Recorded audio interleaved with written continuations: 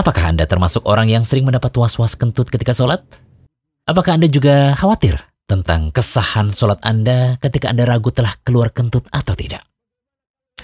Jika Anda sering merasa was-was karena hal ini, simak pembahasan kami kali ini hingga akhir ya.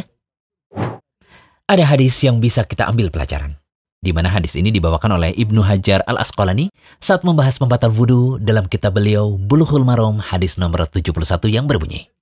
Dari Abu Hurairah radhiyallahu anhu, ia berkata bahwa Rasulullah SAW bersabda, "Jika salah seorang di antara kalian mendapati ada terasa sesuatu di perutnya, lalu ia ragu-ragu apakah keluar sesuatu ataukah tidak, maka janganlah ia keluar dari masjid hingga ia mendengar suara atau mendapati bau." Hadis riwayat Muslim. Dalam Sahih Bukhari Muslim disebutkan hadis dari Abdullah bin Zaid radhiyallahu anhu bahwasanya ia pernah mengadukan pada Nabi SAW mengenai seseorang yang biasa merasakan sesuatu dalam sholatnya. Nabi SAW pun bersabda, "Janganlah berpaling hingga ia mendengar suara atau mendapati bau." Hadis riwayat Bukhari dan Muslim. Pelajaran pertama yang bisa kita ambil dari hadis tadi yaitu orang yang dalam keadaan suci, jika ia ragu apakah ia berhadas ataukah tidak, dan itu masih dalam taraf ragu-ragu, maka ia tidak diharuskan untuk berwudu. Dalam keadaan ragu-ragu seperti ini, harusnya ia tetap sholat, hingga ia yakin telah datang hadas, bisa jadi dengan mendengar suara kentut atau mencium baunya. Dari hadis ini pula kita tahu bahwa kentut itu membatalkan wudu, baik jika hanya keluar berupa bunyi saja atau bau saja. Sehingga orang yang kentut saat ia sholat, maka ia mesti berwudu lagi dan mengulangi sholatnya dari awal. Pelajaran kedua. Hadis yang kami sebutkan di awal tadi menunjukkan bahwa setiap muslim mesti menghilangkan was-was pada dirinya. Jangan ia perhatikan was-was tersebut karena hal itu hanya mempersulit diri. Ingatlah bahwa diri seseorang merasa payah hanya karena terus menuruti was-was. Dari hadis tadi pula dapat diambil suatu kaidah yang biasa disebut oleh para ulama, al-yaqinu la yazulu bisyak.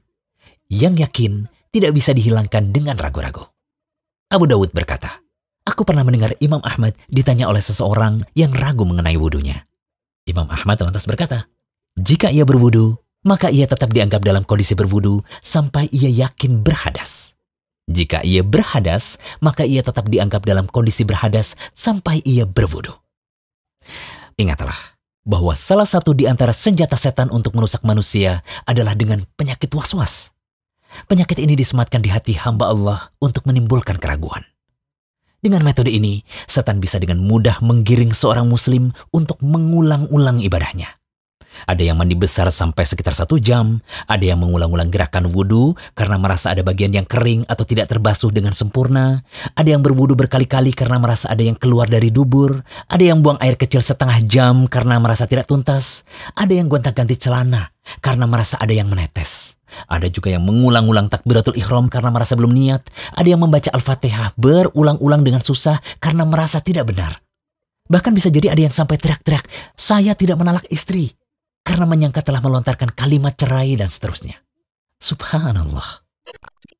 Anda bisa bayangkan, sungguh betapa malangnya mereka. Untuk bisa melakukan satu ibadah, ia harus susah payah mengulang-ulang karena perasaan tidak tenang. Penyakit was-was ini selalu menggelayuti hatinya dalam beribadah. Anda termasuk yang sering memiliki was-was?